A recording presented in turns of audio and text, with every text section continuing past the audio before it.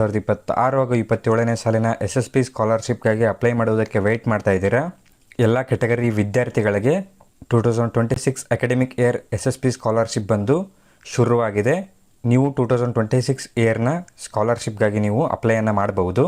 So ನಾವು ಈ ಒಂದು ವಿಡಿಯೋಲ್ಲಿ ಅಪ್ಲೈ ಮಾಡುವುದಕ್ಕೆ ವಿದ್ಯಾರ್ಥಿಗಳಿಗೆ ಯಾವೆಲ್ಲ ಕೆಟಗರಿಯ ವಿದ್ಯಾರ್ಥಿಗಳಿಗೆ ಕೊನೆಯ ದಿನಾಂಕ ಯಾವಾಗಿರುತ್ತೆ, ಇನ್ನು ಅಪ್ಲೈ ಮಾಡುವುದಕ್ಕೆ ಎಷ್ಟು ಟೈಮನ್ನು ನೀಡಿದ್ದಾರೆ ಮತ್ತು ಯಾವ ರೀತಿ ಅಪ್ಲೈಯನ್ನು ಮಾಡುವುದು, ಯಾವ ರೀತಿ SSP ಐಡಿಯನ್ನು ಕ್ರಿಯೇಟ್ ಮಾಡುವುದು ಮತ್ತು ಲಾಗಿನ್ ಆಗಿಬಿಟ್ಟು ಅಪ್ಲೈ ಮಾಡುವ ಪ್ರೋಸೆಸ್ ಯಾವ ರೀತಿ ಇರುತ್ತೆ ಅಂತ ಈ ಒಂದು ವಿಡಿಯೋಲ್ಲಿ ಡಿಸ್ಕಸ್ ಮಾಡೋಣ.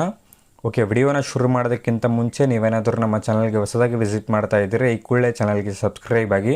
ನಾವು ಇವಾಗ SSP ಪೋರ್ಟಲನ್ನು ಓಪನ್ ಮಾಡ್ಕೊಂಡಿದ್ದೀವಿ. ಈ ಒಂದು ಪೋರ್ಟಲ್ ಲಿಂಕ್ ಬಂದು ಡಿಸ್ಕ್ರಿಪ್ಷನ್ಲಿ ಕೊಟ್ಟಿರ್ತೀನಿ. ಆ ಒಂದು ಲಿಂಕನ್ನು ಇಲ್ಲಿ ನೋಡ್ಬೋದು. 2026 ಹಾಗೂ 27ನೇ ಸಾಲಿನ ಮೆಟ್ರಿಕ್ ನಂತರದ ವಿದ್ಯಾರ್ಥಿ ವೇತನಕ್ಕಾಗಿ ಅರ್ಜಿ ಸಲ್ಲಿಸಲು ಇಲ್ಲಿ ಕ್ಲಿಕ್ ಮಾಡಿ ಅಂತ ಇದೆಯಲ್ಲ.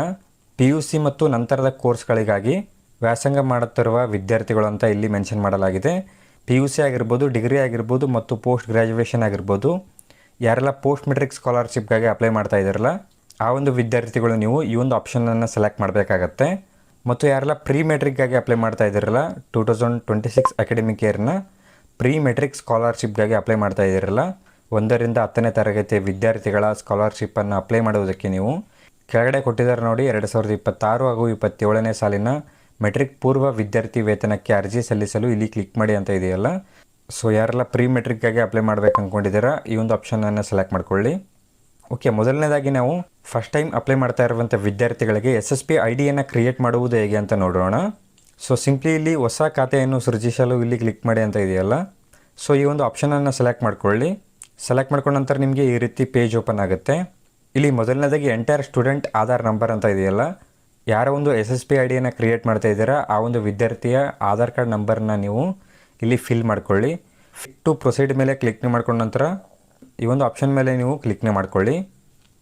ಓಕೆ, ಅದಾದ ನಂತರ ನೀವು SSP ಐಡಿನ ಕ್ರಿಯೇಟ್ ಮಾಡ್ಕೊಂಡ ನಂತರ ಅಪ್ಲೈ ಮಾಡುವುದಕ್ಕೆ ಸಿಂಪ್ಲಿ ಸೈಡಲ್ಲಿ ಲಾಗಿನ್ ಅಂತ ಇದೆಯಲ್ಲ. ಈಗಾಗಲೇ SSP ಐಡಿಯನ್ನು ಕ್ರಿಯೇಟ್ ಮಾಡಿರುವಂಥ ವಿದ್ಯಾರ್ಥಿಗಳು ಈ ಒಂದು ಆಪ್ಷನನ್ನು ಸೆಲೆಕ್ಟ್ ಮಾಡ್ಕೊಳ್ಳಿ. ಓಕೆ, ಸೆಲೆಕ್ಟ್ ಮಾಡ್ಕೊಂಡ ನಂತರ ನಿಮಗೆ ಈ ರೀತಿ ಪೇಜ್ ಓಪನ್ ಆಗುತ್ತೆ. ನೀವಿಲ್ಲಿ ಲಾಗಿನ್ ಆಗಬೇಕಾಗುತ್ತೆ. ಮೊದಲನೇದಾಗಿ ಸ್ಟೂಡೆಂಟ್ ID ಅಂತ ಇದೆಯಲ್ಲ, ನಿಮ್ಮ ಒಂದು SSP ಐಡಿಯನ್ನು ಫಿಲ್ ಮಾಡ್ಕೊಳ್ಳಿ. ಅದಾದ ನಂತರ ಪಾಸ್ವರ್ಡ್ ಅಂತ ಇದೆಯಲ್ಲ, ನೀವು ಸೆಟ್ ಮಾಡಿರುವಂಥ ಪಾಸ್ವರ್ಡನ್ನು ಫಿಲ್ ಮಾಡ್ಕೊಳ್ಳಿ. ಅದಾದ ನಂತರ ಸೆಕ್ಯೂರಿಟಿ ವೆರಿಫಿಕೇಷನ್ ಅಂತ ಇದೆಯಲ್ಲ, ಇಲ್ಲಿ ಶೋ ಆಗಿರುವಂಥ ಸೆಕ್ಯೂರಿಟಿ ಕೋಡನ್ನು ನೀವು ಫಿಲ್ ಮಾಡ್ಕೊಳ್ಳಿ.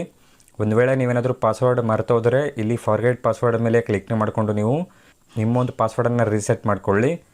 ಮತ್ತು ನಿಮ್ಮ ಒಂದು SSP ಐಡಿಯನ್ನು ಮರೆತೋದ್ರೆ ನೀವಿಲ್ಲಿ ನೋ ಯುವರ್ SSP ID ಅಂತ ಇದೆಯಲ್ಲ, ಇಲ್ಲಿ ಕ್ಲಿಕ್ ಮಾಡಿ ನಿಮ್ಮ ಒಂದು SSP ಐಡಿಯನ್ನು ತಿಳಿದುಕೊಳ್ಳಿ. ಅದಾದ ನಂತರ ನಿಮಗೆ SSPನ ಅಪ್ಲೈ ಮಾಡೋದಕ್ಕೆ ಕಂಪಲ್ಸರಿ NSP ID ಬೇಕಾಗತ್ತೆ. ನಿಮಗೇನಾದರೂ ನಿಮ್ಮ ಒಂದು NSP ID ಗೊತ್ತಿಲ್ಲ ಅಂತಂದರೆ ಇಲ್ಲಿ ನೋ NSP ID ಅಂತ ಇದೆಯಲ್ಲ, ಈ ಒಂದು ಆಪ್ಷನನ್ನು ನೀವು ಕ್ಲಿಕ್ ಮಾಡಿಕೊಂಡು ನಿಮ್ಮ ಒಂದು NSP ಐಡಿಯನ್ನು ನೀವು ಫೈಂಡ್ ಔಟ್ ಮಾಡಬಹುದು. ಓಕೆ, ಲಾಗಿನ್ ಡೀಟೇಲ್ಸನ್ನು ಎಂಟರ್ ಮಾಡಿಕೊಂಡು ಕೆಳಗಡೆ ಲಾಗಿನ್ ಅಂತ ಇದೆಯಲ್ಲ, ಈ ಒಂದು ಲಾಗಿನ್ ಮೇಲೆ ನೀವು ಕ್ಲಿಕ್ ಮಾಡ್ಕೊಳ್ಳಿ. ಓಕೆ, ಲಾಗಿನ್ ಮೇಲೆ ಕ್ಲಿಕ್ ಮಾಡ್ಕೊಂಡ ನಂತರ ನಿಮ್ಮ ಒಂದು SSP ID ಬಂದು ಲಾಗಿನ್ ಆಗುತ್ತೆ. ಸೊ ಹೋಮ್ ಪೇಜಲ್ಲಿ ನೋಡ್ಬೋದು ಸ್ಟೆಪ್ 1, ಸ್ಟೆಪ್ 2, ಸ್ಟೆಪ್ 3, ಸ್ಟೆಪ್ 4 ಮತ್ತು ಸ್ಟೆಪ್ 5 ಇಲ್ಲಿ ಶೋ ಆಗ್ತಾ ಇರುತ್ತೆ. ಈ ಒಂದು 5 ಸ್ಟೆಪ್ಸ್ನ ನೀವು ಕಂಪ್ಲೀಟ್ ಮಾಡಿದ್ರೆ ನಿಮ್ಮ ಒಂದು SSP ಸ್ಕಾಲರ್ಶಿಪ್ ಬಂದು ಅಪ್ಲೈ ಆಗುತ್ತೆ. ಸೊ ನಾವು ಈ ಒಂದು 5 ಸ್ಟೆಪ್ಸ್ನ ಯಾವ ರೀತಿ ಫಿಲ್ ಮಾಡುವುದು ಅಂತ ನೋಡೋಣ. ಓಕೆ, ಮೊದಲನೇದಾಗಿ ಸ್ಟೆಪ್ 1 ಅಂತ ಇದೆಯಲ್ಲ, ಈ ಒಂದು ಸ್ಟೆಪ್ 1ಅನ್ನು ಸೆಲೆಕ್ಟ್ ಮಾಡ್ಕೊಳ್ಳಿ. ಓಕೆ, ಸ್ಟೆಪ್ 1 ಮೇಲೆ ಕ್ಲಿಕ್ ಮಾಡ್ಕೊಂಡ ನಂತರ ಮೊದಲನೇದಾಗಿ SSLC ಡೀಟೇಲ್ಸ್ ಅಂತ ಇದೆಯಲ್ಲ, ಇಲ್ಲಿ ನಿಮ್ಮ ಒಂದು SSLC ಡೀಟೇಲ್ಸನ್ನು ಫಿಲ್ ಮಾಡಬೇಕಾಗತ್ತೆ. ಮೊದಲನೇದಾಗಿ SSLC ಟೈಪ್ಸ್ ಅಂತ ಇದೆಯಲ್ಲ, ಇಲ್ಲಿ SSLC, CBSE, ICSE, other state board options ಎಲ್ಲ ಆಪ್ಷನ್ಸ್ ಇಲ್ಲಿ ಇರುತ್ತೆ. ಸೊ ನೀವು ಇಲ್ಲಿ ನಿಮ್ಮ ಒಂದು SSLC ಟೈಪನ್ನು ಸೆಲೆಕ್ಟ್ ಮಾಡ್ಕೊಳ್ಳಿ. ಸೊ ನಾನು ಈ ಒಂದು ವಿದ್ಯಾರ್ಥಿಯ ರಿನಿವಲ್ ಪ್ರೊಸೆಸನ್ನು ಕಂಪ್ಲೀಟ್ ಮಾಡ್ತಾ ಇರೋದರಿಂದ ಇಲ್ಲಿ ಆಟೋಮೆಟಿಕ್ಕಾಗಿ SSLC ಸೆಲೆಕ್ಟ್ ಆಗಿದೆ. ರಿನಿವಲ್ ಇರುವಂಥ ವಿದ್ಯಾರ್ಥಿಗಳಿಗೆ ನೀವು ಜಸ್ಟ್ ನಿಮ್ಮ ಒಂದು ಡೀಟೇಲ್ಸನ್ನು ಚೆಕ್ ಮಾಡಿಕೊಂಡು ಸಬ್ಮಿಟ್ ಮಾಡಬೇಕಾಗತ್ತೆ. ಫ್ರೆಶ್ ಆಗಿ ಅಪ್ಲೈ ಮಾಡ್ತಾ ಇರುವಂಥ ವಿದ್ಯಾರ್ಥಿಗಳು ನೀವು ಮ್ಯಾನ್ಯುವಲ್ ಆಗಿ ಸೆಲೆಕ್ಟ್ ಮಾಡಿಕೊಂಡು ನಿಮ್ಮ ಒಂದು ಡೀಟೇಲ್ಸನ್ನು ಫಿಲ್ ಮಾಡಬೇಕಾಗತ್ತೆ. SSLCಯನ್ನು ಸೆಲೆಕ್ಟ್ ಮಾಡ್ಕೊಂಡ ನಂತರ ಕೆಳಗಡೆ ರಿಜಿಸ್ಟ್ರೇಷನ್ ನಂಬರ್ ಅಂತ ಇದೆಯಲ್ಲ, ನಿಮ್ಮ ಒಂದು SSLC ರಿಜಿಸ್ಟ್ರೇಷನ್ ನಂಬರ್ನ ಫಿಲ್ ಮಾಡ್ಕೊಳ್ಳಿ. SSLC ಡೀಟೇಲ್ಸ್ ಫಿಲ್ ಮಾಡ್ಕೊಂಡ ನಂತರ ಫೆಚ್ ಡೀಟೇಲ್ಸ್ ಮೇಲೆ ಕ್ಲಿಕ್ ಮಾಡ್ಕೊಂಡ ನಂತರ ನಿಮ್ಮ ಒಂದು SSLC ಡೀಟೇಲ್ಸ್ ಇಲ್ಲಿ ಫೆಚ್ ಆಗುತ್ತೆ. ಈ ರೀತಿ ನಿಮ್ಮ ಒಂದು SSLC ಡೀಟೇಲ್ಸ್ ಬಂದು ಫೆಚ್ ಆಗುತ್ತೆ. ಫೆಚ್ ಆದ ನಂತರ ಕೆಳಗಡೆ ನಿಮಗೆ ಡಿಸ್ಪ್ಲೇಡ್ ಡೀಟೇಲ್ಸ್ ಆರ್ ಕರೆಕ್ಟ್ ಅಂತ ಕೇಳಿದರೆ ಈ ಒಂದು ಡಿಸ್ಪ್ಲೇಡ್ ಡೀಟೇಲ್ಸ್ ಆರ್ ಕರೆಕ್ಟ್ ಅಂತ ಚೆಕ್ ಬಾಕ್ಸ್ ಮೇಲೆ ಕ್ಲಿಕ್ ಮಾಡಿಕೊಂಡು ಕೆಳಗಡೆ ಸೇವ್ ಆ್ಯಂಡ್ ಪ್ರೊಸೀಡ್ ಅಂತ ಇದೆಯಲ್ಲ, ಈ ಒಂದು ಸೇವ್ ಆ್ಯಂಡ್ ಪ್ರೊಸೀಡ್ ಮೇಲೆ ಕ್ಲಿಕ್ ಮಾಡ್ಕೊಂಡ ನಂತರ ನಿಮ್ಮ ಒಂದು SSLC ಡೀಟೇಲ್ಸ್ ಬಂದು ಸೇವ್ ಆಗುತ್ತೆ. ಓಕೆ, ನೆಕ್ಸ್ಟ್ ಮೇಲೆ ಕ್ಲಿಕ್ ಮಾಡ್ಕೊಂಡ ನಂತರ ಎರಡನೇ ಸ್ಟೆಪ್ಪಲ್ಲಿ ಕ್ಯಾಸ್ಟ್ ಆ್ಯಂಡ್ ಇನ್ಕಮ್ ಡೀಟೇಲ್ಸ್ ಅಂತ ಇದೆಯಲ್ಲ, ನಿಮ್ಮ ಒಂದು ಕ್ಯಾಸ್ಟ್ ಆ್ಯಂಡ್ ಇನ್ಕಮ್ ಡೀಟೇಲ್ಸ್ನ ನೀವು ನೀಡಬೇಕಾಗತ್ತೆ. ಕ್ಯಾಸ್ಟ್ ಸರ್ಟಿಫಿಕೇಟ್ ಮತ್ತು ಇನ್ಕಮ್ ಸರ್ಟಿಫಿಕೇಟ್ RD ನಂಬರ್ನ ನೀವು ಫಿಲ್ ಮಾಡಿಕೊಂಡು ಕ್ಯಾಸ್ಟ್ ಸರ್ಟಿಫಿಕೇಟ್ ಡೀಟೇಲ್ಸನ್ನು ಫೆಚ್ ಮಾಡಬೇಕಾಗತ್ತೆ. ಸಿಂಪ್ಲಿ ರಿಲಿಜನ್ ಅಂತ ಇದೆಯಲ್ಲ, ರಿಲಿಜನ್ನ ಸೆಲೆಕ್ಟ್ ಮಾಡ್ಕೊಳ್ಳಿ. ಕೆಟಗರಿ ಅಂತ ಇದೆಯಲ್ಲ, ಕೆಟಗರಿಯನ್ನು ಸೆಲೆಕ್ಟ್ ಮಾಡ್ಕೊಳ್ಳಿ. ಕ್ಯಾಸ್ಟ್ ಸರ್ಟಿಫಿಕೇಟ್ ನಂಬರ್ ಅಂತ ಇದೆಯಲ್ಲ, ನಿಮ್ಮ ಒಂದು ಕ್ಯಾಸ್ಟ್ ಸರ್ಟಿಫಿಕೇಟ್ RD ನಂಬರ್ನ ಫಿಲ್ ಮಾಡ್ಕೊಳ್ಳಿ. ಫಿಲ್ ಮಾಡ್ಕೊಂಡ ನಂತರ ಫೆಚ್ ಡೀಟೇಲ್ಸ್ ಮೇಲೆ ಕ್ಲಿಕ್ ಮಾಡ್ಕೊಂಡ ನಂತರ ನಿಮ್ಮ ಒಂದು ಕ್ಯಾಸ್ಟ್ ಸರ್ಟಿಫಿಕೇಟ್ ಡೀಟೇಲ್ಸ್ ಬಂದು ಆಟೋಮೆಟಿಕ್ಕಾಗಿ ಫೆಚ್ ಆಗುತ್ತೆ. ಅದೇ ರೀತಿ ಇನ್ಕಮ್ ಸರ್ಟಿಫಿಕೇಟ್ ನಂಬರ್ ಅಂತ ಇದೆಯಲ್ಲ, ನಿಮ್ಮ ಒಂದು ಇನ್ಕಮ್ ಸರ್ಟಿಫಿಕೇಟ್ RD ನಂಬರ್ನ ಫಿಲ್ ಮಾಡಿಕೊಂಡು ಫೆಚ್ ಡೀಟೇಲ್ಸ್ ಮೇಲೆ ಕ್ಲಿಕ್ ಮಾಡ್ಕೊಂಡ ನಂತರ ನಿಮ್ಮ ಒಂದು ಕ್ಯಾಸ್ಟ್ ಆ್ಯಂಡ್ ಇನ್ಕಮ್ ಡೀಟೇಲ್ಸ್ ಬಂದು ಇಲ್ಲಿ ಫೆಚ್ ಆಗುತ್ತೆ. ಡೀಟೇಲ್ಸನ್ನು ಚೆಕ್ ಮಾಡಿಕೊಂಡು ಕೆಳಗಡೆ ಡಿಸ್ಪ್ಲೇ ಡೀಟೇಲ್ಸ್ ಆರ್ ಕರೆಕ್ಟ್ ಅಂತ ಚೆಕ್ ಮಾಡಿಕೊಂಡು ಮತ್ತೆ ನೀವು ಸೇವ್ ಆ್ಯಂಡ್ ಪ್ರೊಸೀಡ್ ಅಂತ ಇದೆಯಲ್ಲ, ಈ ಒಂದು ಸೇವ್ ಆ್ಯಂಡ್ ಪ್ರೊಸೀಡ್ ಮೇಲೆ ನೀವು ಕ್ಲಿಕ್ನ ಮಾಡ್ಕೊಳ್ಳಿ. ಓಕೆ, ನೆಕ್ಸ್ಟ್ ಮೇಲೆ ಕ್ಲಿಕ್ ಮಾಡ್ಕೊಂಡ ನಂತರ ಥರ್ಡ್ ಸ್ಟೆಪ್ಪಲ್ಲಿ ಡಿಸಬಿಲಿಟಿ ಡೀಟೇಲ್ಸ್ ಅಂತ ಇದೆಯಲ್ಲ, are you a person with disabilities ಅಂತ ಕೇಳಿದರೆ ನೀವೇನಾದರೂ ಡಿಸಬಿಲಿಟಿ ವಿದ್ಯಾರ್ಥಿ ಆಗಿದ್ದರೆ ಇಲ್ಲಿ ಎಸ್ಸನ್ನು ಸೆಲೆಕ್ಟ್ ಮಾಡ್ಕೊಳ್ಳಿ ಅಥವಾ ನೋವನ್ನು ಸೆಲೆಕ್ಟ್ ಮಾಡ್ಕೊಳ್ಳಿ. ನೋವನ್ನು ಸೆಲೆಕ್ಟ್ ಮಾಡಿಕೊಂಡು ಸೇವ್ ಆ್ಯಂಡ್ ಪ್ರೊಸೀಡ್ ಮೇಲೆ ಕ್ಲಿಕ್ ಮಾಡಿಕೊಂಡು ಓಕೆ, ನೆಕ್ಸ್ಟ್ ಮೇಲೆ ಕ್ಲಿಕ್ ಮಾಡ್ಕೊಂಡ ನಂತರ ನೆಕ್ಸ್ಟ್ ಸ್ಟೆಪ್ಪಲ್ಲಿ ಪರ್ಸನಲ್ ಡೀಟೇಲ್ಸ್ ಅಂತ ಇದೆಯಲ್ಲ, ನಿಮ್ಮ ಒಂದು ಪರ್ಸನಲ್ ಡೀಟೇಲ್ಸನ್ನು ಫಿಲ್ ಮಾಡಬೇಕಾಗತ್ತೆ. ಮೊದಲನೇದಾಗಿ ಸ್ಟೂಡೆಂಟ್ ನೇಮ್ ಅಂತ ಇದೆಯಲ್ಲ, ಸ್ಟೂಡೆಂಟ್ ನೇಮ್ ಬಂದು ಆಟೋಮೆಟಿಕ್ಕಾಗಿ ಫೆಚ್ ಆಗಿರುತ್ತೆ. ರಿನವಲ್ ಸ್ಟೂಡೆಂಟ್ ಇದ್ದರೆ ಇಲ್ಲಿ ನೇಮ್ ಬಂದು ಆಟೋಮೆಟಿಕ್ಕಾಗಿ ಫೆಚ್ ಆಗಿರುತ್ತೆ. ಫ್ರೆಶ್ ಆಗಿ ಅಪ್ಲೈ ಮಾಡ್ತಾ ಇದ್ದರೆ ನೀವು ಎಂಟರ್ ಮಾಡ್ಕೊಳ್ಳಿ. ಅದಾದ ನಂತರ ಜೆಂಡರ್ ಅಂತ ಇದೆಯಲ್ಲ, ಜೆಂಡರ್ನ ಸೆಲೆಕ್ಟ್ ಮಾಡ್ಕೊಳ್ಳಿ. ಇಮೇಲ್ ID ಅಂತ ಇದೆಯಲ್ಲ, ಇಮೇಲ್ IDಯನ್ನು ಫಿಲ್ ಮಾಡ್ಕೊಳ್ಳಿ. ಮೊಬೈಲ್ ನಂಬರ್ ಅಂತ ಇದೆಯಲ್ಲ, ಮೊಬೈಲ್ ನಂಬರ್ನ ಫಿಲ್ ಮಾಡ್ಕೊಳ್ಳಿ. ಅದೇ ರೀತಿ ಡಿಸ್ಟ್ರಿಕ್ಟ್ ಅಂತ ಇದೆಯಲ್ಲ, ಡಿಸ್ಟ್ರಿಕ್ಟನ್ನು ಸೆಲೆಕ್ಟ್ ಮಾಡ್ಕೊಳ್ಳಿ. ಹಾಗೂ ಹೋಮ್ ತಾಲೂಕು ಅಂತ ಇದೆಯಲ್ಲ, ನಿಮ್ಮ ಒಂದು ತಾಲೂಕನ್ನು ಸೆಲೆಕ್ಟ್ ಮಾಡ್ಕೊಳ್ಳಿ. ಸಿಂಪ್ಲಿ ನಿಮ್ಮ ಒಂದು ಪರ್ಸನಲ್ ಡೀಟೇಲ್ಸನ್ನು ನೀವು ಫಿಲ್ ಮಾಡ್ಕೊಳ್ಳಿ. ಅದಾದ ನಂತರ ಅಸೆಂಬ್ಲಿ ಕಾನ್ಸ್ಟಿಟ್ಯೂಯೆನ್ಸಿ ಅಂತ ಇದೆಯಲ್ಲ, ನಿಮ್ಮ ಒಂದು ಅಸೆಂಬ್ಲಿ ಕಾನ್ಸ್ಟಿಟ್ಯೂಯೆನ್ಸಿನ ನೀವು ಇಲ್ಲಿ ಸೆಲೆಕ್ಟ್ ಮಾಡ್ಕೊಳ್ಳಿ. ಸೊ ನೀವು ಇಲ್ಲಿ ನಿಮ್ಮ ಒಂದು ತಾಲೂಕನ್ನು ಸೆಲೆಕ್ಟ್ ಮಾಡ್ಕೊಳ್ಳಿ. ಅದಾದ ನಂತರ ಪಿನ್ ಕೋಡ್ ಅಂತ ಇದೆಯಲ್ಲ, ನಿಮ್ಮ ಒಂದು ಪಿನ್ ಕೋಡನ್ನು ಫಿಲ್ ಮಾಡ್ಕೊಳ್ಳಿ. ಅದಾದ ನಂತರ ಪರ್ಮನೆಂಟ್ ಅಡ್ರೆಸ್ ಅಂತ ಇದೆಯಲ್ಲ, ನಿಮ್ಮ ಒಂದು ಪರ್ಮನೆಂಟ್ ಅಡ್ರೆಸ್ಸನ್ನು ನೀವು ಫಿಲ್ ಮಾಡ್ಕೊಳ್ಳಿ. ಓಕೆ, ನಿಮ್ಮ ಎಲ್ಲ ಪರ್ಸನಲ್ ಡೀಟೇಲ್ಸನ್ನು ಎಂಟರ್ ಮಾಡ್ಕೊಂಡ ನಂತರ ಓಕೆ, ಸೆಲೆಕ್ಟ್ ಮಾಡ್ಕೊಂಡ ನಂತರ ಕೆಳಗಡೆ ಡಿಸ್ಪ್ಲೇ ಡೀಟೇಲ್ಸ್ ಕರೆಕ್ಟ್ ಅಂತ ಸೆಲೆಕ್ಟ್ ಮಾಡ್ಕೊಳ್ಳಿ. ಸೆಲೆಕ್ಟ್ ಮಾಡ್ಕೊಂಡ ನಂತರ ಕೆಳಗಡೆ ನಿಮಗೆ ಸೆಲೆಕ್ಟ್ ಮಾಡ್ಕೊಂಡ ನಂತರ ಮತ್ತೆ ಸೇವ್ ಆ್ಯಂಡ್ ಪ್ರೊಸೀಡ್ ಅಂತ ಇದೆಯಲ್ಲ, ಈ ಒಂದು ಸೇವ್ ಆ್ಯಂಡ್ ಪ್ರೊಸೀಡ್ ಮೇಲೆ ನೀವು ಕ್ಲಿಕ್ನ ಮಾಡ್ಕೊಳ್ಳಿ. ಓಕೆ, ಸೇವ್ ಆ್ಯಂಡ್ ಪ್ರೊಸೀಡ್ ಮೇಲೆ ಕ್ಲಿಕ್ನ ಮಾಡ್ಕೊಂಡ ನಂತರ ನಿಮ್ಮ ಒಂದು ಡೀಟೇಲ್ಸ್ ಏನಾದರೂ ಎಡಿಟ್ ಮಾಡಬೇಕಾದ್ರೆ ಇಲ್ಲಿ ಕೆಳಗಡೆ ಎಡಿಟ್ ಅಂತ ಇದೆಯಲ್ಲ, ಈ ಒಂದು ಎಡಿಟ್ ಆಪ್ಷನನ್ನು ಯೂಸ್ ಮಾಡಿಕೊಂಡು ನಿಮ್ಮ ಒಂದು ಡೀಟೇಲ್ಸನ್ನು ಎಡಿಟ್ ಮಾಡಬಹುದು.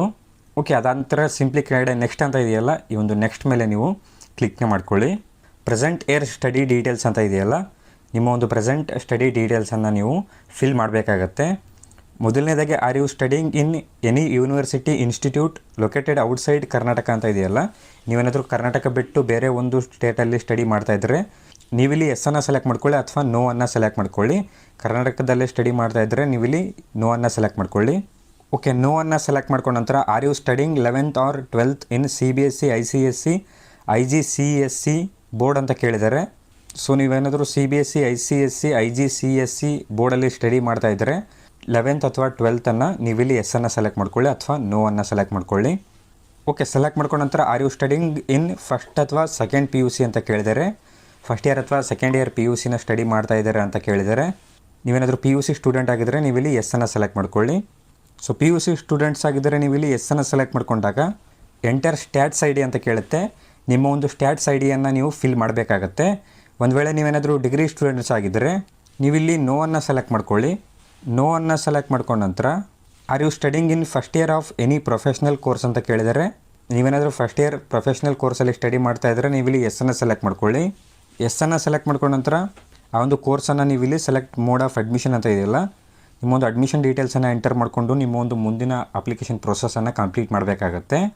ಅಥವಾ ನೀವೇನಾದರೂ ನಾರ್ಮಲ್ ಡಿಗ್ರಿಯನ್ನು ಸ್ಟಡಿ ಮಾಡ್ತಾಯಿದ್ರೆ ಈ ಒಂದು ಆಪ್ಷನನ್ನು ನೋವನ್ನು ಸೆಲೆಕ್ಟ್ ಮಾಡ್ಕೊಳ್ಳಿ. ನೋವನ್ನು ಸೆಲೆಕ್ಟ್ ಮಾಡ್ಕೊಂಡ ನಂತರ do you have USN university registration number ಅಂತ ಕೇಳ್ತಾರೆ. ಇಲ್ಲಿ ನೀವು ಎಸ್ಸನ್ನು ಸೆಲೆಕ್ಟ್ ಮಾಡಿಕೊಂಡು ನಿಮ್ಮೊಂದು ಡಿಗ್ರಿ ರಿಜಿಸ್ಟ್ರೇಷನ್ ನಂಬರ್ನ ಫಿಲ್ ಮಾಡಿಕೊಂಡು ನಿಮ್ಮ ಮುಂದಿನ ಅಪ್ಲಿಕೇಶನ್ ಪ್ರೊಸೆಸನ್ನು ಕಂಪ್ಲೀಟ್ ಮಾಡಬೇಕಾಗತ್ತೆ. ಓಕೆ, ಎಸ್ಸನ್ನು ಸೆಲೆಕ್ಟ್ ಮಾಡ್ಕೊಂಡ ನಂತರ ಸೆಲೆಕ್ಟ್ ಯೂನಿವರ್ಸಿಟಿ ಅಂತ ಕೇಳಿದರೆ ನಿಮ್ಮ ಒಂದು ಯೂನಿವರ್ಸಿಟಿನ ಸೆಲೆಕ್ಟ್ ಮಾಡ್ಕೊಳ್ಳಿ. ಸೆಲೆಕ್ಟ್ ಮಾಡ್ಕೊಂಡ ನಂತರ ಅಂಡರ್ ಗ್ರ್ಯಾಜುಯೇಟ್, ಪೋಸ್ಟ್ ಗ್ರ್ಯಾಜುಯೇಟ್ ಅಥವಾ ಡಿಪ್ಲೊಮೊ ITI PUC ಅಂತ ಕೇಳಿದರೆ ನೀವು ಗ್ರ್ಯಾಜುಯೇಟ್ ಸ್ಟೂಡೆಂಟ್ ಆಗಿದ್ದರೆ ಗ್ರ್ಯಾಜುಯೇಟ್, ಅಂಡರ್ ಗ್ರ್ಯಾಜುಯೇಟನ್ನು ಸೆಲೆಕ್ಟ್ ಮಾಡ್ಕೊಳ್ಳಿ. ಪೋಸ್ಟ್ ಗ್ರ್ಯಾಜುಯೇಟ್ ಸ್ಟೂಡೆಂಟ್ ಆಗಿದ್ದರೆ ಇಲ್ಲಿ ಪೋಸ್ಟ್ ಗ್ರ್ಯಾಜುಯೇಟನ್ನು ಸೆಲೆಕ್ಟ್ ಮಾಡ್ಕೊಳ್ಳಿ. ಡಿಪ್ಲೊಮೊ ITI ಅಥವಾ PUC ಸ್ಟೂಡೆಂಟ್ ಆಗಿದ್ದರೆ ನೀವಿಲ್ಲಿ ಡಿಪ್ಲೊಮೊ ITI PUCಯನ್ನು ನೀವು ಸೆಲೆಕ್ಟ್ ಮಾಡ್ಕೊಳ್ಳಿ. ಸೆಲೆಕ್ಟ್ ಮಾಡ್ಕೊಂಡ ನಂತರ university or board registration number ಅಂತ ಕೇಳಿದರೆ ನಿಮ್ಮ ಒಂದು ರಿಜಿಸ್ಟ್ರೇಷನ್ ನಂಬರ್ನ ಫಿಲ್ ಮಾಡ್ಕೊಳ್ಳಿ. ಈ ಒಂದು ಫೀಲ್ಡಲ್ಲಿ ನಿಮ್ಮ ಒಂದು ರಿಜಿಸ್ಟ್ರೇಷನ್ ನಂಬರ್ನ ನೀವು ಫಿಲ್ ಮಾಡ್ಕೊಳ್ಳಿ. ಫಿಲ್ ಮಾಡ್ಕೊಂಡ ನಂತರ ಫೆಚ್ ಡಾಟಾ ಮೇಲೆ ಕ್ಲಿಕ್ ಮಾಡ್ಕೊಂಡ ನಂತರ ನಿಮ್ಮ ಒಂದು ಡಿಗ್ರಿ ಡೀಟೇಲ್ಸ್ ಆಗಿರ್ಬೋದು, ಪೋಸ್ಟ್ ಗ್ರ್ಯಾಜುಯೇಷನ್ ಡೀಟೇಲ್ಸ್ ಆಗಿರ್ಬೋದು ಆಟೋಮೆಟಿಕ್ಕಾಗಿ ಫೆಚ್ ಆಗುತ್ತೆ. ಓಕೆ, ರಿಜಿಸ್ಟ್ರೇಷನ್ ನಂಬರ್ನ ಎಂಟರ್ ಮಾಡ್ಕೊಂಡ ನಂತರ ಕೆಳಗಡೆ ಸ್ಟೂಡೆಂಟ್ಸ್ ಡೀಟೇಲ್ಸ್ ಬಂದು ಆಟೋಮೆಟಿಕ್ಕಾಗಿ ಫೆಚ್ ಆಗುತ್ತೆ. ನೀವಿಲ್ಲಿ ನೋಡ್ಬೋದು ಕಾಲೇಜ್ ಕೋರ್ಸ್ ಎಲ್ಲ ಡೀಟೇಲ್ಸ್ ಇಲ್ಲಿ ಆಟೋಮೆಟಿಕ್ಕಾಗಿ ಫೆಚ್ ಆಗುತ್ತೆ. ಅದಾದ ನಂತರ ಕೋರ್ಸ್ ಸ್ಟಾರ್ಟ್ ಡೇಟ್ ಅಂತ ಇದೆಯಲ್ಲ, ನಿಮ್ಮ ಒಂದು ಕೋರ್ಸ್ ಸ್ಟಾರ್ಟ್ ಆಗಿರುವಂಥ ಡೇಟನ್ನು ನೀವಿಲ್ಲಿ ಫಿಲ್ ಮಾಡ್ಕೊಳ್ಳಿ. ಫಿಲ್ ಮಾಡ್ಕೊಂಡ ನಂತರ ಆರ್ ಯು ಲ್ಯಾಟ್ರಲ್ ಎಂಟ್ರಿ ಅಂತ ಕೇಳಿದರೆ ನೀವಿಲ್ಲಿ ಡೈರೆಕ್ಟ್ ಸೆಕೆಂಡ್ ಇಯರ್ಗೆ ಅಡ್ಮಿಷನ್ ತೊಗೊಂಡಿದ್ರೆ ಇಲ್ಲಿ ಎಸ್ಸನ್ನು ಸೆಲೆಕ್ಟ್ ಮಾಡ್ಕೊಳ್ಳಿ. ಅಥವಾ ಫಸ್ಟ್ PUCಯಿಂದ ಪಾಸ್ ಆಗಿದ್ದರೆ ನೀವೇನಾದರೂ ಒಂದು ವೇಳೆ ಸೆಕೆಂಡ್ ಇಯರ್ ಇದ್ದರೆ ನೀವಿಲ್ಲಿ ನೋ ಅನ್ನು ಸೆಲೆಕ್ಟ್ ಮಾಡ್ಕೊಳ್ಳಿ. ಡೈರೆಕ್ಟ್ ಎಂಟ್ರಿ ತೊಗೊಂಡಿದ್ರೆ ನೀವು ಇಲ್ಲಿ ಎಸ್ಸನ್ನು ಸೆಲೆಕ್ಟ್ ಮಾಡ್ಕೊಳ್ಳಿ. ಅದಾದ ನಂತರ ಮೋಡ್ ಆಫ್ ಅಡ್ಮಿಷನ್ ಅಂತ ಇದೆಯಲ್ಲ, ನಿಮ್ಮ ಒಂದು ಮೋಡ್ ಆಫ್ ಅಡ್ಮಿಷನನ್ನು ಸೆಲೆಕ್ಟ್ ಮಾಡ್ಕೊಳ್ಳಿ. ಓಕೆ, ಅದಾದ ನಂತರ ಅಡ್ಮಿಷನ್ ಇಯರ್ ಬಂದು ಆಟೋಮೆಟಿಕ್ಕಾಗಿ ಫೆಚ್ ಆಗಿರುತ್ತೆ. ಎಲ್ಲ ಡೀಟೇಲ್ಸನ್ನು ಒಂದು ಸರಿ ಚೆಕ್ ಮಾಡಿಕೊಂಡು ಕೆಳಗಡೆ ಸೇವ್ ಆ್ಯಂಡ್ ಪ್ರೊಸೀಡ್ ಅಂತ ಇದೆಯಲ್ಲ, ಈ ಒಂದು ಸೇವ್ ಆ್ಯಂಡ್ ಪ್ರೊಸೀಡ್ ಮೇಲೆ ನೀವು ಕ್ಲಿಕ್ನ ಮಾಡ್ಕೊಳ್ಳಿ. ಸೊ ಇಲ್ಲಿ ನಿಮಗೆ ಡಿಕ್ಲರೇಷನ್ ಕೇಳ್ತಾರೆ, ನೀವಿಲ್ಲಿ ಓಕೆನ ಸೆಲೆಕ್ಟ್ ಮಾಡ್ಕೊಳ್ಳಿ. ಸೆಲೆಕ್ಟ್ ಮಾಡ್ಕೊಂಡ ನಂತರ ಕೆಳಗಡೆ ನೆಕ್ಸ್ಟ್ ಅಂತ ಇದೆಯಲ್ಲ, ಈ ಒಂದು ನೆಕ್ಸ್ಟ್ ಮೇಲೆ ನೀವು ಕ್ಲಿಕ್ನ ಮಾಡ್ಕೊಳ್ಳಿ. ಓಕೆ, ಅದಾದ ನಂತರ ನೆಕ್ಸ್ಟ್ ಸ್ಟೆಪ್ಪಲ್ಲಿ ನಿಮ್ಮ ಒಂದು ಪ್ರೀವಿಯಸ್ ಇಯರ್ ಡೀಟೇಲ್ಸನ್ನು ಎಂಟರ್ ಮಾಡಬೇಕಾಗತ್ತೆ. ಇಲ್ಲಿ ಎಲ್ಲ ಒಂದು ಕೆಟಗರಿ ವಿದ್ಯಾರ್ಥಿಗಳಿಗೆ ಪ್ರೀವಿಯಸ್ ಇಯರ್ ಡೀಟೇಲ್ಸ್ ಕೇಳುತ್ತೆ. ಸಮಾಜ ಕಲ್ಯಾಣ ಮತ್ತು ಪರಿಶಿಷ್ಟ ಪಂಗಡಗಳ ಕಲ್ಯಾಣ ಇಲಾಖೆ ಯೋಜನೆಗಳಿಗೆ ಅರ್ಹರಿರುವ ವಿದ್ಯಾರ್ಥಿಗಳು ನಿಮ್ಮ ಹಿಂದಿನ ವರ್ಷದ ತೆರೆಗಡೆಯಾದ ಅಂಕಗಳ ವಿವರಗಳನ್ನು ನಮೂದಿಸುವ ಅಗತ್ಯವಿರುವುದಿಲ್ಲ. ಸೋಷಿಯಲ್ ವೆಲ್ಫೇರ್ ಮತ್ತು ST ವಿದ್ಯಾರ್ಥಿಗಳು ನೀವು ಪ್ರೀವಿಯಸ್ ಇಯರ್ ಸ್ಟಡಿ ಡೀಟೇಲ್ಸನ್ನು ಎಂಟರ್ ಮಾಡೋ ಅವಶ್ಯಕತೆ ಇಲ್ಲ. ಅದನ್ನೇ ಇಲ್ಲಿ ಎಕ್ಸ್ಪ್ಲೈನ್ ಮಾಡಿರೋದು. ಬೇರೆ ಒಂದು ಕೆಟಗರಿ ವಿದ್ಯಾರ್ಥಿಗಳು ನೀವು ಪ್ರೀವಿಯಸ್ ಇಯರ್ ಸ್ಟಡಿ ಡೀಟೇಲ್ಸನ್ನು ಕಂಪಲ್ಸರಿ ಎಂಟರ್ ಮಾಡಬೇಕಾಗತ್ತೆ. ಸೊ ST ಮತ್ತು ಸೋಷಿಯಲ್ ವೆಲ್ಫೇರ್ ಡಿಪಾರ್ಟ್ಮೆಂಟ್ಗೆ ಸೇರಿರುವಂಥ ವಿದ್ಯಾರ್ಥಿಗಳು ನೀವು ಪ್ರೀವಿಯಸ್ ಇಯರ್ ಡೀಟೇಲ್ಸನ್ನು ಎಂಟರ್ ಮಾಡುವಾಗಿಲ್ಲ. ಸೊ ನೀವಿಲ್ಲಿ ಓಕೆನ ಸೆಲೆಕ್ಟ್ ಮಾಡ್ಕೊಳ್ಳಿ. ಓಕೆನ ಸೆಲೆಕ್ಟ್ ಮಾಡ್ಕೊಂಡ ನಂತರ ಕೆಳಗಡೆ ನೆಕ್ಸ್ಟ್ ಅಂತ ಇದೆಯಲ್ಲ, ಈ ಒಂದು ನೆಕ್ಸ್ಟ್ ಮೇಲೆ ನೀವು ಕ್ಲಿಕ್ನ ಮಾಡ್ಕೊಳ್ಳಿ. ಬೇರೆ ಒಂದು ಕೆಟಗರಿಗಳಿಗೆ ನಿಮಗೆ ಪ್ರೀವಿಯಸ್ ಇಯರ್ ಡೀಟೇಲ್ಸ್ ಕೇಳುತ್ತೆ. ಓಕೆ, ನೆಕ್ಸ್ಟ್ ಮೇಲೆ ನೀವು ಕ್ಲಿಕ್ನ ಮಾಡ್ಕೊಳ್ಳಿ. ಓಕೆ, ನೆಕ್ಸ್ಟ್ ಮೇಲೆ ಕ್ಲಿಕ್ನ ಮಾಡ್ಕೊಂಡ ನಂತರ ನೆಕ್ಸ್ಟ್ ಸ್ಟೆಪ್ಪಲ್ಲಿ ಹಾಸ್ಟೆಲರ್ ಅಥವಾ ಡೇ ಸ್ಕಾಲರ್ಸ್ ಡೀಟೇಲ್ಸ್ ಅಂತ ಇರುತ್ತೆ. ನೀವಿಲ್ಲಿ ಹಾಸ್ಟೆಲರ್ ಅಥವಾ ಡೇ ಸ್ಕಾಲರ್ ಅಂತ ಸೆಲೆಕ್ಟ್ ಮಾಡಬೇಕಾಗತ್ತೆ. ಸಿಂಪಲ್ ಇಲ್ಲಿ ನೀವು ಹಾಸ್ಟೆಲಲ್ಲಿ ಸ್ಟೇ ಮಾಡ್ತಾಯಿದ್ರೆ ನೀವಿಲ್ಲಿ ನೋವನ್ನು ಸೆಲೆಕ್ಟ್ ಮಾಡ್ಕೊಳ್ಳಿ. ಅಥವಾ ನೀವು ಡೇ ಸ್ಕಾಲರ್ ಆಗಿದ್ದರೆ ಹಾಸ್ಟೆಲಲ್ಲಿ ಸ್ಟೇ ಮಾಡದೆ ಲೋಕಲ್ ಆಗಿದ್ದರೆ ನೀವಿಲ್ಲಿ ಎಸ್ಸನ್ನು ಸೆಲೆಕ್ಟ್ ಮಾಡ್ಕೊಳ್ಳಿ. ಆರ್ ಡೇ ಸ್ಕಾಲರ್ ಅಂತ ಕೇಳಿದಾರಲ್ಲ, ನೀವಿಲ್ಲಿ ಎಸ್ಸನ್ನು ಸೆಲೆಕ್ಟ್ ಮಾಡ್ಕೊಳ್ಳಿ. ಒಂದು ವೇಳೆ ನೀವೇನಾದರೂ ಹಾಸ್ಟೆಲ್ ಸ್ಟೂಡೆಂಟ್ ಆಗಿದ್ದರೆ ಕೆಳಗಡೆ ನಿಮಗೆ ನಿಮ್ಮ ಒಂದು ಹಾಸ್ಟೆಲ್ ಡೀಟೇಲ್ಸ್ ಬಂದು ಆಟೋಮೆಟಿಕ್ಕಾಗಿ ಶೋ ಆಗುತ್ತೆ. ನೀವೇನಾದರೂ ಹಾಸ್ಟೆಲಲ್ಲಿ ಸ್ಟೇ ಮಾಡ್ತಾ ಇದ್ದರೆ ನಿಮ್ಮ ಒಂದು ಡೀಟೇಲ್ಸಲ್ಲಿ ಈ ರೀತಿ ಶೋ ಆಗುತ್ತೆ, ಯಾವೊಂದು ಹಾಸ್ಟೆಲಲ್ಲಿ ಸ್ಟೇ ಮಾಡ್ತಾ ಇದ್ದೀರಿ ಅಂತ. ಹಾಸ್ಟೆಲ್ ವಿದ್ಯಾರ್ಥಿ ಆಗಿಲ್ಲ ಅಂತಂದರೆ ನೀವಿಲ್ಲಿ ಎಸ್ಸನ್ನು ಸೆಲೆಕ್ಟ್ ಮಾಡಿಕೊಂಡು ಮುಂದಿನ ಸ್ಟೆಪ್ಗೆ ಮೂವ್ ಆಗ್ಬೋದು. ಸೊ ಈ ಒಂದು ವಿದ್ಯಾರ್ಥಿ ಹಾಸ್ಟೆಲರ್ ಆಗಿರೋದ್ರಿಂದ ಡಿಸ್ಪ್ಲೇ ಡೀಟೇಲ್ಸ್ ಆರ್ ಕರೆಕ್ಟ್ ಅಂತ ಸೆಲೆಕ್ಟ್ ಮಾಡಿಕೊಂಡು ಕೆಳಗಡೆ ನಿಮಗೆ ಸೇವ್ ಆ್ಯಂಡ್ ಪ್ರೊಸೀಡ್ ಅಂತ ಇದೆಯಲ್ಲ, ಈ ಒಂದು ಸೇವ್ ಆ್ಯಂಡ್ ಪ್ರೊಸೀಡ್ ಮೇಲೆ ನೀವು ಕ್ಲಿಕ್ನ ಮಾಡ್ಕೊಳ್ಳಿ. ಓಕೆ, ಸೇವ್ ಆ್ಯಂಡ್ ಪ್ರೊಸೀಡ್ ಮೇಲೆ ಕ್ಲಿಕ್ನ ಮಾಡ್ಕೊಂಡ ನಂತರ ಅಪ್ಡೇಟೆಡ್ ಸಕ್ಸಸ್ಫುಲಿ ಅಂತ ಶೋ ಆಗುತ್ತೆ. ಓಕೆನ ಸೆಲೆಕ್ಟ್ ಮಾಡಿಕೊಂಡು ಮತ್ತೆ ನೀವು ನೆಕ್ಸ್ಟ್ ಅಂತ ಇದೆಯಲ್ಲ, ಈ ಒಂದು ನೆಕ್ಸ್ಟನ್ನು ಸೆಲೆಕ್ಟ್ ಮಾಡ್ಕೊಳ್ಳಿ. ಓಕೆ, ನೆಕ್ಸ್ಟನ್ನು ಸೆಲೆಕ್ಟ್ ಮಾಡ್ಕೊಂಡ ನಂತರ ಇದು ಮೇನ್ ಇಂಪಾರ್ಟೆಂಟ್ ಸ್ಟೆಪ್ ಆಗಿರುತ್ತೆ. ನಾನು ಅಪ್ಲೈ ಮಾಡೋದಕ್ಕಿಂತ ಮುಂಚೆನೇ ಅಪ್ಲೈ ಮಾಡ್ತಾ ಇರುವಂಥ ವಿದ್ಯಾರ್ಥಿಗಳಿಗೆ NSP OTR ನಂಬರ್ ಬೇಕಾಗುತ್ತೆ ಅಂತ ಹೇಳಿದ್ದೆ. ಸೊ ನಿಮಗೆ ಇಲ್ಲಿ NSP OTR ನಂಬರ್ ಅಂತ ಇದೆಯಲ್ಲ, ನೀವಿಲ್ಲಿ ನಿಮ್ಮ ಒಂದು NSP OTR ನಂಬರನ್ನು ಫಿಲ್ ಮಾಡಬೇಕಾಗತ್ತೆ. ಈ ಒಂದು ಫೀಲ್ಡಲ್ಲಿ ನಿಮ್ಮ ಒಂದು NSP OTR ನಂಬರನ್ನು ಫಿಲ್ ಮಾಡ್ಕೊಳ್ಳಿ. ಫಿಲ್ ಮಾಡ್ಕೊಂಡ ನಂತರ ಸಿಂಪ್ಲಿ ಕೆಳಗಡೆ ಸೇವ್ ಅಂತ ಇದೆಯಲ್ಲ, ಈ ಒಂದು ಸೇವ್ ಮೇಲೆ ಕ್ಲಿಕ್ನ ಮಾಡ್ಕೊಂಡ ನಂತರ ನಿಮ್ಮ ಒಂದು NSP OTR ನಂಬರ್ ಸೇವ್ ಆಗುತ್ತೆ. ಸೊ ಇಲ್ಲಿಗೆ ನಿಮ್ಮ ಒಂದು ಸ್ಕಾಲರ್ಶಿಪ್ ಅಪ್ಲಿಕೇಶನ್ ಬಂದು ಕಂಪ್ಲೀಟ್ ಆಗುತ್ತೆ. ಒಂದು ವೇಳೆ ನೀವಿನ್ನೂ NSP OTR ನಂಬರ್ನ ಕ್ರಿಯೇಟ್ ಮಾಡಿಲ್ಲ ಅಂತಂದರೆ NSP OTR ನಂಬರ್ನ ಕ್ರಿಯೇಟ್ ಮಾಡಿಕೊಂಡು, ಸೊ ಇದು ಫೈನಲ್ ಸ್ಟೆಪ್ ಆಗಿರೋದ್ರಿಂದ ಕ್ರಿಯೇಟ್ ಮಾಡಿಕೊಂಡು ನೀವಿಲ್ಲಿ NSP OTR ನಂಬರ್ ಅಂತ ಇದೆಯಲ್ಲ, ಇಲ್ಲಿ ನೀವು NSP OTR ನಂಬರನ್ನ ಫಿಲ್ ಮಾಡಿ ಸೇವ್ ಮಾಡ್ಬೋದು. NSP OTR ನಂಬರನ್ನು ಫಿಲ್ ಮಾಡ್ಕೊಂಡ ನಂತರ ನೀವು ನಿಮ್ಮ ಒಂದು ಅಪ್ಲಿಕೇಶನ್ ಪ್ರಿಂಟನ್ನು ಪ್ರಿಂಟ್ ತೊಗೊಳ್ಬೋದು.